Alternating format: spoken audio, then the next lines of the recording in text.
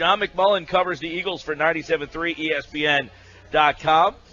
He joins us now with a look at today's news and notes from the Eagles practice, brought to you by JC Motorsports. And, John, a lot of things to dive into today. Carson Wentz spoke, as did the head coach Doug Pederson, and some of the things that we learned today. One, I guess the standout is, did not rule out Zach Ertz and Leotis McKelvin yet for Monday night. No, and I think there's a better chance for Leotis than Zach. And I think it was evident anytime when they have an open locker room period, injured players tend not to be in there. Zach was not in there. Leotis was, which indicates to me that maybe he's got a chance to go on Monday night, and he's optimistic. Zach Ertz, despite what they say, they haven't ruled him out yet. He's not going to play. It's just as simple as that. And Trey Burton's going to be back. He was back at practice today, so that'll help. But obviously, Zach Ertz is a very important part of this offense, especially with a young quarterback. And he's not going to be there Monday night, and he might not be there for a few weeks. So while it's not going to be an injury that lasts a long time, like a month or two, it's quite possibly going to be a couple weeks before you see Zach Ertz again. Big loss for them. Trey Burton back in practice today? Yes, he did practice today, so he's online to go. And as I said, that's very, very important for this team because they are going to use still, even without Zach Ertz, a lot of two tight end sets, and even three tight ends at time, where they did it last week without Trey Burton. They used Matt Tobin as sort of a third tight end in those blocking formations. So it's a big part of what Doug does, and it'll still be there despite Zach's absence this week. Hey, what's the corner position if McKelvin can't go? What does that look like? Because there's a lot of scenarios here. You got a starting outside corner, but that also, I would assume, messes with the nickel packages. Yeah, there's two possibilities. Either you start Jalen Mills, the rookie, outside, and you sort of keep the status quo and Ron Brooks stays in the slot, or you can start Ron and sort of then when you go in the nickel, kick him inside and bring in Jalen Mills. That would kind of limit his snaps if you're not as comfortable. But I think it's pretty clear, by the way, both Ron and Jalen talked in the locker room today. I think right now that if Leotis is not going to go, I think they're going to let Jalen Mills get his first NFL start, at least early, and see how he holds up and keep Ron Brooks in the slot. We'll get a better indication of that tomorrow because that's when Jim Schwartz will speak. But it's pretty clear that's the players' thinking, is that if Leotis isn't going to be able to go, I think Jalen's going to get his first NFL start. John McMullen, 97.3 ESPN.com. Looking at Doug Pederson's presser today, one of the things that stood out as well is number one, you look at Carson Wentz has received a lot of attention, but he kind of indicated that he would like to see Ryan Matthews get more, even though he had 22 touches, that he wants to see some more of Ryan Matthews in the run game. Yeah, and it makes it easier for a young quarterback. It makes a lot of sense. He did get a decent amount of touches. The numbers weren't off the charts, but it was effective, and I think that was part of it. And as you look forward to the Chicago Bears, they tend not to play the run very well for a number of years. They gave up a 100-yard game last week in Houston. So I think his mentality is to get that running game going, and if he does, that just makes it that much easier for Carson Wentz. And as I said, it makes a lot of sense. It's a prudent game plan. I think they're going to continue. As long as he's healthy, Ryan Matthews is going to get a lot of touches this season. Yeah, you wonder if he can handle it, right? I mean, that's been the big problem with Matthews has been the health. When he plays, John, he's a load. I mean, he's a big guy and he's fast. I mean, he is a very skilled back when he's healthy. Yeah, he is. The 1 year he played 16 games in San Diego, he made the Pro Bowl. He was a heck of a player. And I think you saw him in limited doses. He was by far the most effective runner for the Eagles last season. But he's got that history of being banged up, and a lot of it is, we always talk about injury-prone guys, or it's almost a chicken and the egg type thing. In Ryan's case, a lot of it is he's such a physical runner that he's going to take some punishment at times. And just the nature of how he goes about the position, he's going to be hit, and he's going to take some punishment, and he dishes it out as well, because he finishes runs tremendously, and he wants to engage in contact, and sometimes that can go the wrong way. We saw it with Carson Wentz in the preseason. He's a big physical guy for the quarterback position, but sometimes if you get hit the right way, doesn't matter what. In his case, it was a couple cracked ribs, and sometimes that's just the way the cookie crumbles. And I think some of the issues with Ryan Matthews has just been bad luck. Hey, John, I know Doug was asked a lot today about Carson Wentz, but the one thing that stood out for me was what he had to say about how Carson handled the blitz. What did Doug say about that?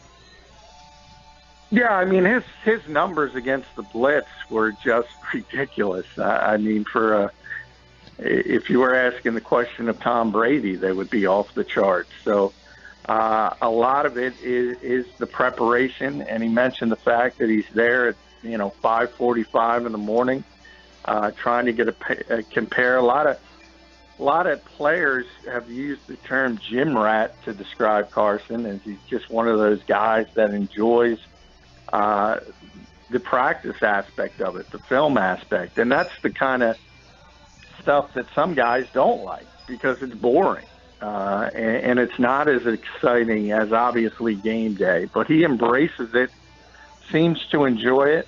And I asked Carson himself, why were you so successful against the blitz? And he, of course, type of guy he is, gave deference to the offensive line and the fact that they were able to pick up things and keep them clean for the most part. But we've talked about it a bunch of times. I think it goes back to the system he played in at North Dakota State, and the fact that he had a lot of responsibility at the line of scrimmage. And one of those responsibilities was getting the protection set up correctly. So it's very rare, especially in the environment around the NFL today, it's very, very rare that you have a young quarterback week one in his first NFL start that can go and handle the protection calls. And he did. And he did it pretty well. He mentioned he made a couple mistakes, but I think by the numbers, it's pretty clear you can't play much better against the blitz than he did. So that's another one of those positive trends that came out of his first NFL start. And I know today Wentz said that he wants to be known as a thrower, not a runner. Does that show some of his maturity?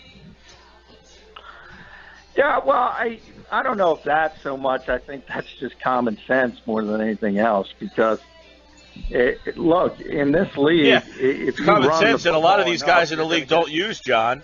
You know what I mean? Like, that's common sense, but a lot of RG3, Michael, there's a lot of guys who don't use the common sense. That's true, but the point being, and he mentioned, doesn't matter how good you are running the football, if you run it enough in this league, you're going to get hurt at the quarterback position. And history has proven that to be true. It doesn't matter what name you want to throw out there. So I think any quarterback should use that type of thinking, and the fact that it's better to throw the football than to run the football if you can do it. And look, obviously there's times you're going to have to make plays with your legs, but you want to do it cautiously, and you don't want to do it a ton, because if you do it too much, the linebackers and safeties in this league are going to hurt you. John McMullen's with us. Let's go to the Bears. You have 5 on the Bears at 97.3 ESPN.com. Doug was asked a lot about the Bears today as well. So before we get to your 5 on the Bears, they kind of, the first, question that he directed at him about the Bears was about their defense, and who on that Bears defense does he worry about? There's a lot of new faces and names on that Bears defense. They did not have a great week last week, but what are some of the things about the Bears defense that Doug pointed out? Well, it was kind of funny because he got the question and he had to think for a really long time. The question was, who what do you worry about on this defense? And to be honest, there's not a lot to worry about. And he had a tough time coming up with something. And he finally settled on the pass rush. And they do have some really, really athletic edge players. Leonard Floyd is their rookie first-round pick. And they also have Willie Young, who's a really, really underrated speed rusher and can kind of get around the corner. But he's never had much of a complement to that. And usually if you can only do one thing as a pass rusher, tackles in this league are going to figure it out pretty quickly and shut it down. So that's been his issue. But, yeah, it was almost a little funny, and I wrote about it because Doug had a tough time coming up with something. It's not a very good football team. And the early season schedule is shaped up very well for the Eagles. That's going to end after Monday night because Pittsburgh is next on the docket. But it's been nice to have these two teams out of the box, a home opener and a road opener for a rookie quarterback because they're not very good, to be honest. No, and I'm surprised the names that he did come up with because they did add Trevathan in the offseason. They also added the Freeman kid from the Colts. I mean, they went out in free agency and bulked up their linebackers a little bit, and he brought you who did he say, Acho and somebody else? I mean, Acho, who doesn't even play. I'm telling you, Doug was struggling to come up with something he was worried about. And he did mention Willie Young, I think, and he couldn't get the name Floyd out. I think that's who he's trying to get to. He's the rookie, as I said, their first-round pick. And he's got a lot of physical talent, but he's also one of those guys who's very undersized. He's not big enough. He's not strong enough to play in the NFL right now. So he's kind of a one-trick pony. And hopefully he'll develop down the line, but it's going to take him a while. And yeah, I think all coaches in this league try to go, as I call it, the Lou Holtz route, who, when he used to coach Notre Dame, would talk up, the little sisters of the poor like they were the 5-time Super Bowl champions. You always try to talk up your opposition, and I just think I think Jeff McClain asked the questions, and it was a curveball for Doug, and he really struggled coming up with something to talk well about the Bears because there's not a lot that's all that great. Yeah, Johnny started off with, I'll tell you what. Whenever anybody starts off with, well, I'll tell you what, those are all Phil words too. Well, I'll tell you what, searching, racking my brain. Yeah, and one thing too. It's not Richard Dent and Mike Singletary. Let's put it that way. So no, I was going to say one thing that they've been known for. One thing that they've been known for is linebackers in their history, but they're now in what? They're playing Vic Fangio. They're running 3-4 out there, so they're not even really that monsters of the midway traditional 4-3 middle linebacker like Urlacher and Singletary that they had. They had Lance Briggs. I mean, they had some real great defensive players over the years, and boy, as you guys kind of mentioned, it's hard to find, much like the Cleveland team, where you look up and down that roster, you're trying to find someone that you can game plan for. I guess for Cleveland, they at least have Hayden. There's not a good player in the secondary on this team either. Yeah, Fuller's okay, but he's banged up again, and he's had some ankle problems. But, yeah, he's not Joe Hayden level. I think you got to go offense if you look at the one player that can hurt you, and that's Alshon Jeffrey, especially when you consider that the biggest issue the Eagles had on defense against Cleveland were those 50-50 balls down the field. And he's a heck of a lot better at doing that than Terrell Pryor or the rookie from Baylor that got the Eagles last week. Jeffrey might be the best in football at doing that. So that's the one thing I look at and say, this guy could probably hurt him at least 2 or 3 times in this game, especially without Leotis McKelvin out there on top of it if he can't play. So I think you have to turn to the offensive side of the ball to find a matchup that doesn't bode well for the Eagles.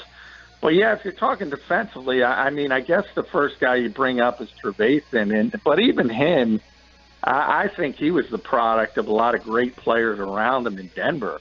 I don't. He's certainly not, as you mentioned, Mike. You mentioned some of the names, the Urlachers of the world, the Briggses. You go back to Singletary and Butkus. He's not that kind of player. John, you mentioned Jeffrey. You mentioned Trevathan. We were going to ask you about Jeffrey. How about the other skill position players, Langford at running back, and who else should the Eagles fans be worried about? Well, they had a great running back that I think a lot of people didn't give enough credit to for years in Matt Forte because he was really well-rounded. He's one of those guys. He was a three-down back. He could run the football. He could catch it out of the backfield. He was a great pass protector. But he hit 30. And once you hit 30 and you're a running back in this league, teams tend to give up on you. I thought that was a mistake. He had a good week last week for the Jets. Yeah, I thought it was a mistake. He was still a really good player. And now you're talking about a running back guy by committee, really. Langford got all the touches last week, but he's not a guy you can sit and say he's a great pass receiver, a great pass protector. So now they have more issues at running back. I think the only thing you look at is Jeffrey, and Cutler can throw the football.